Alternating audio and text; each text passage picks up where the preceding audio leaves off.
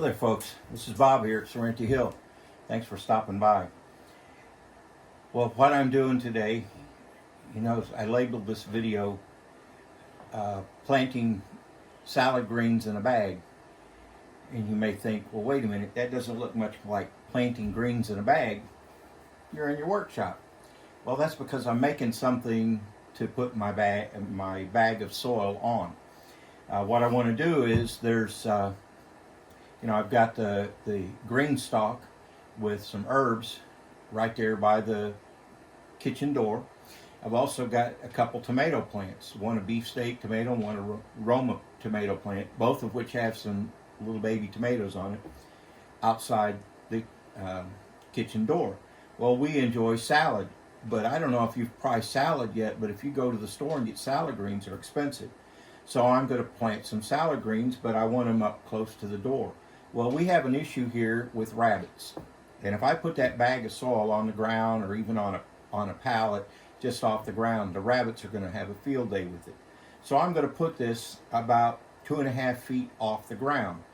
And to do that, I've got this is 3/4 inch red cedar tongue and groove scraps. This is stuff left over from building my closets, and I'm just knocking together a little platform. I measure my bag, a 30 by 20 will do it. I've got 30-inch pieces for the sides, 20-inch pieces for the ends, and then the legs, and then I've got some scrap boards here that I'll cut down to 20, 22 inches, something like that, and screw on the top. Now what I did to make these legs, this is 5.5 inch tongue and 6 inch tongue and groove. It's actually about 5 3/4 inch wide. I split it in half on my table saw. Now if you don't have a table saw and you want to split something like this in half, you can still do it with the circular saw. You just have to kind of clamp this down to a bench somewhere and use a ruler. You can either just draw a line and freehand it, or you can use a straight edge to run your circular saw against, and you can get very suitable results with that too. It's just I have a table saw, so it's real convenient. Same thing with cutting it to end. You can do the same thing with the circular saw. I happen to have a miter saw, so it goes nice and quick and gives me beautiful straight edges, so that's what I use. But don't let yourself be intimidated. You say, well, he's got a table saw, he's got a miter saw. Well, I've also got a circular saw, and you can get very suitable results with a circular saw. So don't let the fact that maybe I don't have all the fancy tools that somebody else has, don't let that stop you from doing something. If you've a mind to do it, figure out a way to do it. And you can do that with a circular saw. You could even do it with a jigsaw. And if you don't have any of those and you got a handsaw, use a handsaw. It'll just take longer. That's how they used to do it anyway. So now all I'm doing is just, I've got my pieces split apart, cut in half, and I'm just screwing them together to make my legs. And of course what I do when I'm screwing these together, if you just screw with these screws straight in, it'll split it like crazy. So I do a little pre-drill and make my marks about where I'm going to put it. And I'm going to space these 2, 10, 18, and then 24. And then I'll just go up here and make sure that I'm 3/8 up. The wood's 3/4 inch thick, so I want to go half of that up to drill my holes.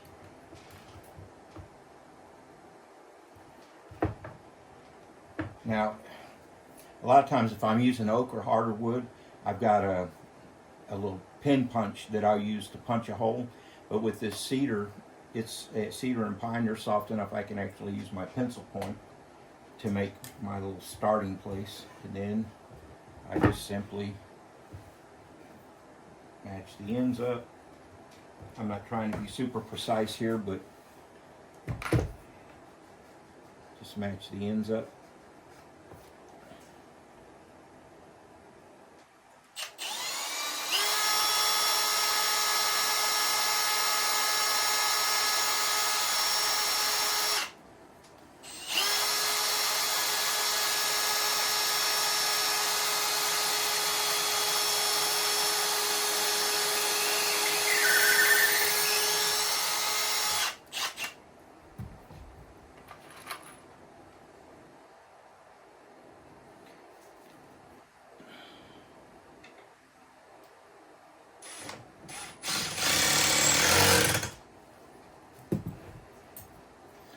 I put in one screw and then I'll drill the rest of my holes. That way I'm not having to try here and hold it together while I drill 4 holes.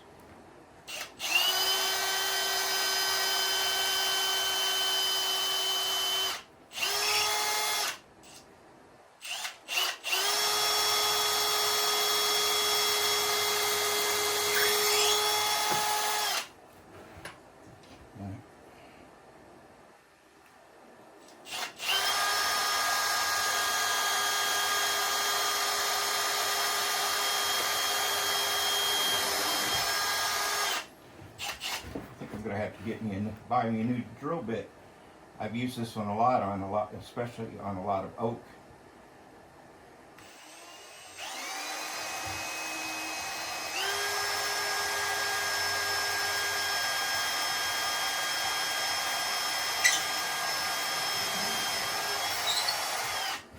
This is a 7/64 drill bit, and that's the one I use the most for doing my number 8 screws.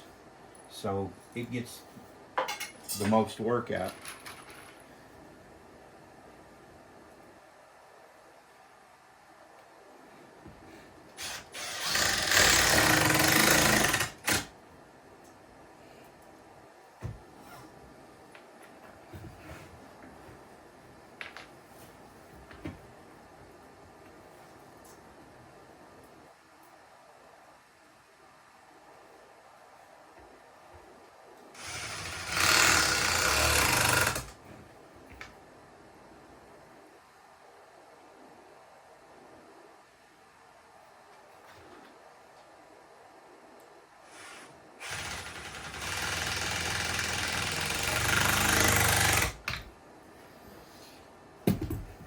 Okay, leg number 3.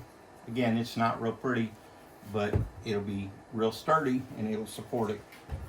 And do the last one. The ground is not even, it's not level. So I got one set of legs it's 28 inches and one set of legs it's 26 inches. So that it'll be level when it's on the ground. So again, you just work around what you've got. And that'll be my 20-inch side. Just take my piece of wood here. And again, I'll do the same thing. I'll just drill me a pilot hole. Get the first screw in on this end and then the other one. And I'll put me another screw.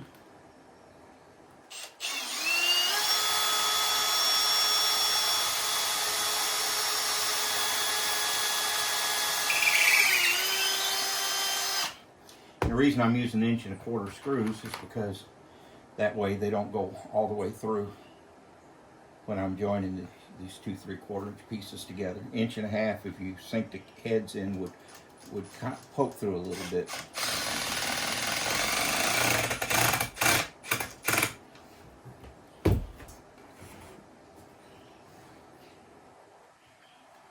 And I'm doing this upside down on my bench because then I don't have to hold on to it. And it just makes life easier.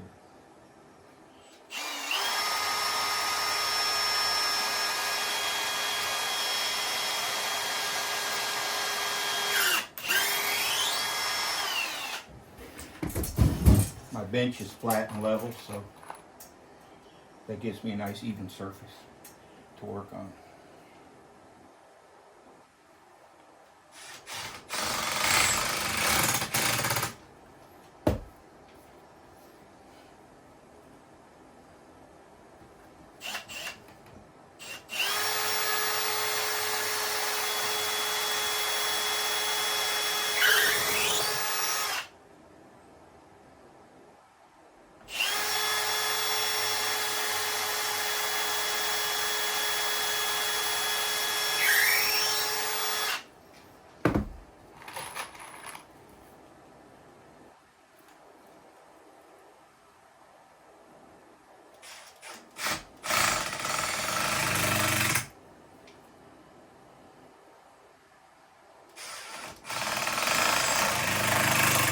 And had my glasses on while I was using the saw, but they're fogging up bad on me. It is extremely humid today.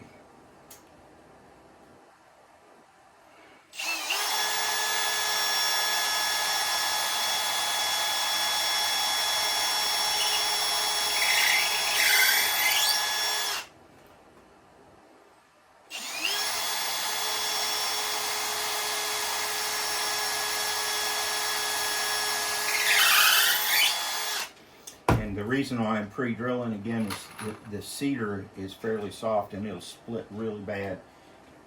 I mean, these screws, they say they don't need a pilot hole, and that's true, but this cedar splits real bad.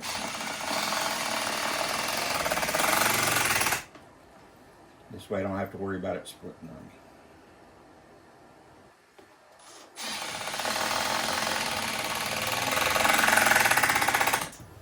Okay, that's one end.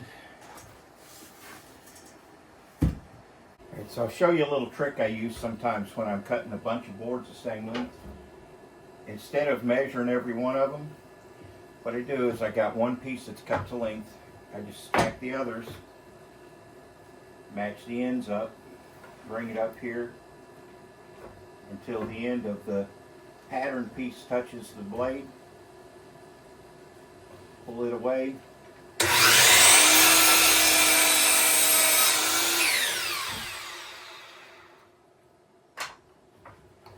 Now my pieces are exactly the same. As long as you use the same piece every time, you're good to go. Now I got my little table finished, and I've got 5 slats across the top. I've got about 3/4 inch gap between them, so water can drain out. And then what I do here with my bag is I'll take and punch a bunch of holes in it, about every 4 or 5 inches apart. And the reason I'm doing that is that way, you know, it's out here in the rain, and that way I don't have water just pool up in my bag. First time I did this, I didn't poke any holes in the bottom of the bag, and I had a real problem with it.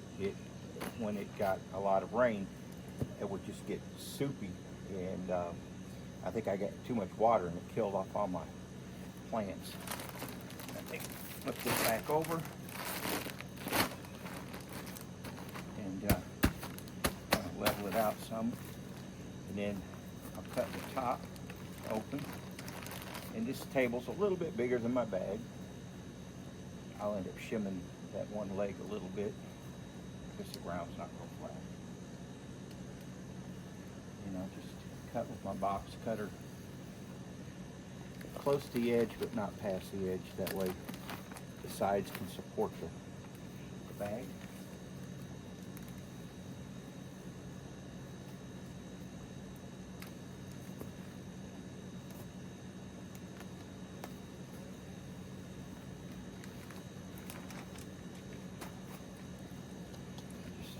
Smooth it out, level it out as best I can.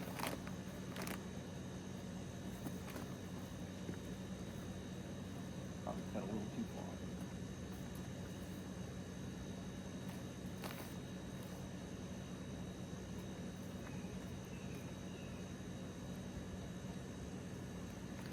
far. I think I'm going to start buying topsoil and putting stuff in it, because some of this potting soil has so much peat moss and so much organic stuff in it that I wonder if sometimes that causes some problems, especially the first year, getting stuff to grow, because it's too much organic.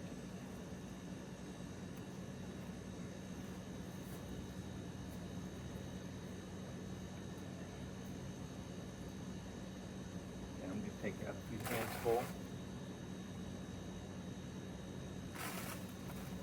And I'll just use that to sprinkle over the top to cover it, because if you put it too deep,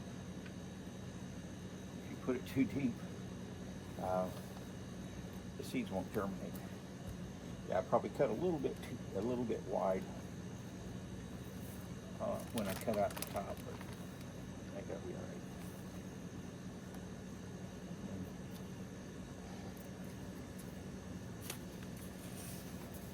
I got a couple different ones, a mesclun sweet salad mix, and the other is a gourmet blend lettuce.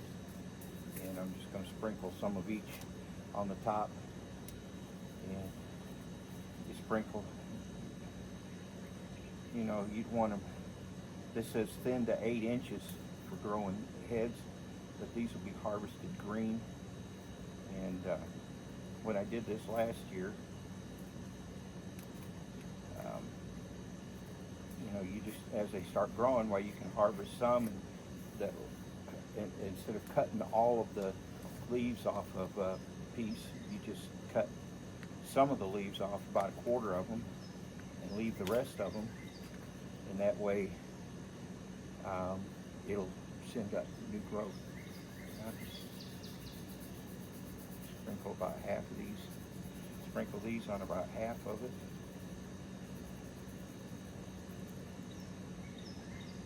And that's a whole lot closer than you would put out in your garden if you were going to grow heads on it. And we'll see how it works. It may be a total failure, but if it is, I'll learn from it. And that's the important thing, I think. You learn something from your mistakes.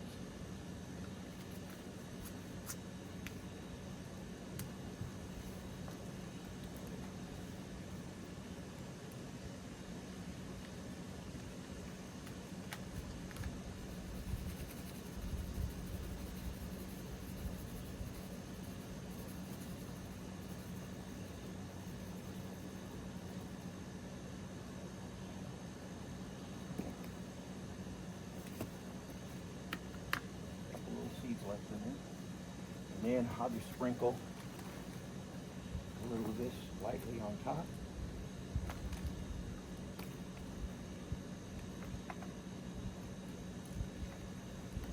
Just cover them enough that they don't blow away.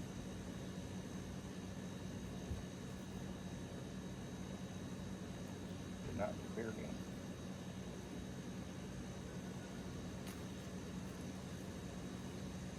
And even though the soil was in the truck overnight and rain,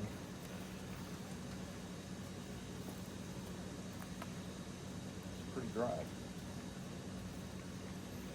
So I'll have to water this.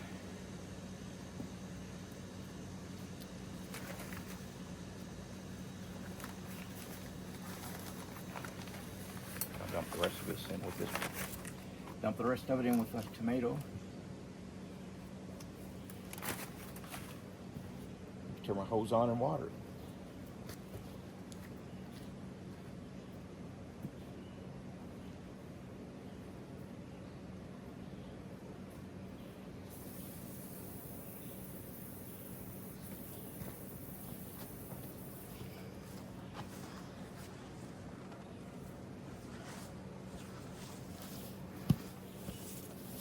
I've got one of those shower heads. It's one of those heads that's got half a dozen different settings, and I'm putting it on the mist setting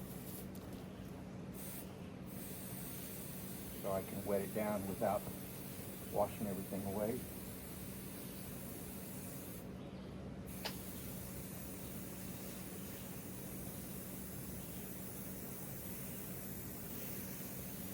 And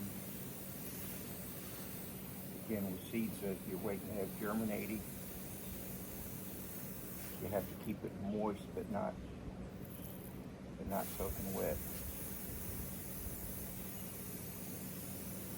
This will probably take quite a bit because it's fairly dry.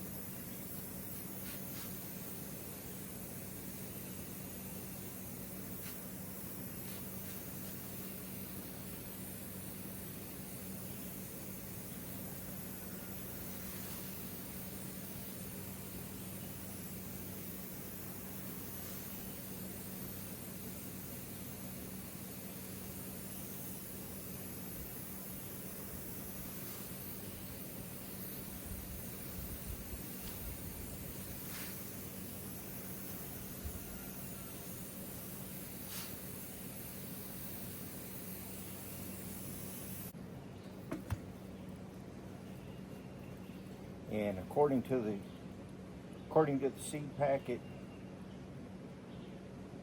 full sun, 6+ hours, 30 days to harvest. And I don't see on here how long it should be before they germinate. Some seed packets will tell you how long before things germinate. Oh, it does say 7 to 10 days for the gourmet blend and 10 to 14 days for the mescal mix. So in the next week to 10 days, I should see stuff coming up in here, so I'll let you know.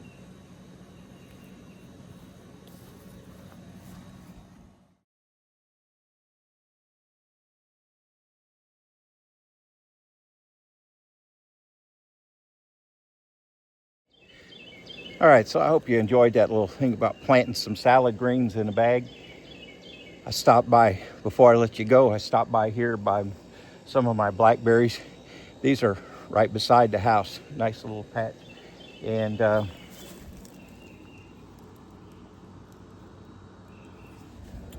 as you can see, blackberries are starting to ripen. So starting in a couple days here, I'll be having to go out and pick blackberries about every other day for the next 4 or 5 weeks. And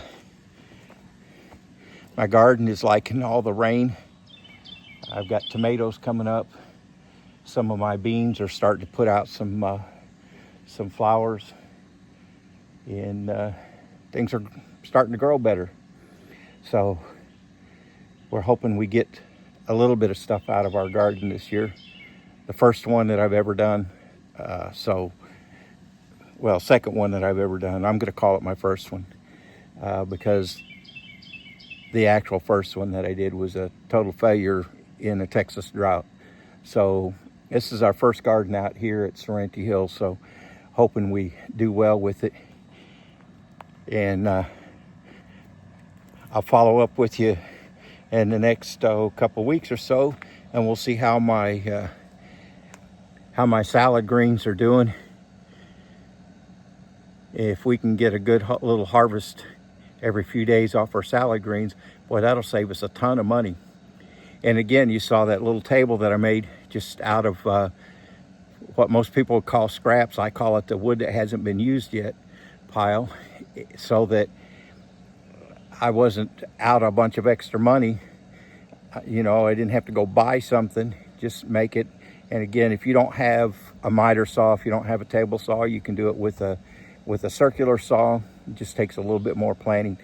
But, you know, it's kind of nice. That's a part of this whole homesteading thing. And a part of what I like about it is if there's something that you need, instead of going out and spending money on buying something that someone else made, you just make it yourself.